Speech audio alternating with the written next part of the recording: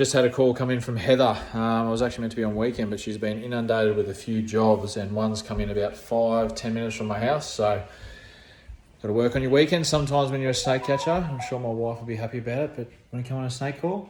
Yay! Okay, okay, let's go. Come on. Okay. I'm going around the corner. I knew he was telling us something. Yeah, I know. So we're just here at a house in Budrum, and you can see hiding spots galore here for snakes. About to give up when the butcher bird starts going off. And he's helped us find this snake. It's probably even hard to see. There he is there. Where is he now? Okay. He's up right at the top of this vine thing. Okay. That's crazy. So the butcher bird was just sitting on the gutter up there, helping us out trying to find the snake. Now, it's just a matter of... Oh yeah, there he is. There's his tail and he's heading up, so this is going to be tough.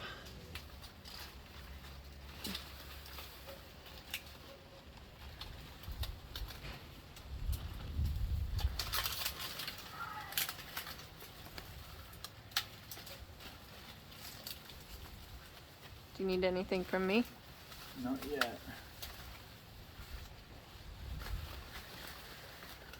He's moving. He's a beauty. You see him? There he is. Yeah, I got him. Trying to... This is blocking his... I'm probably going to have to head grab him because He's tangled up. Yeah. he just keeps tangling himself.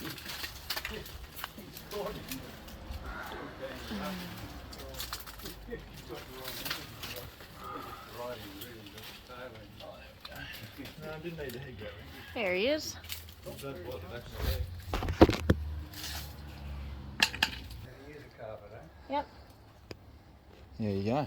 So, Yeah. they can, yeah, they definitely can. But usually if you're calm with them, They wouldn't. They don't.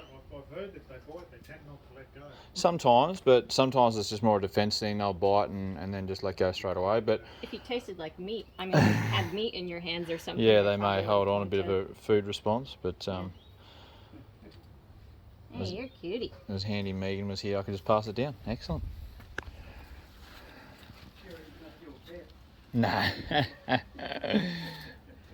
You don't want to know my version on snakes.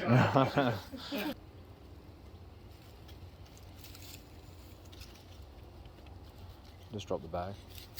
That's it. Nice. There we go.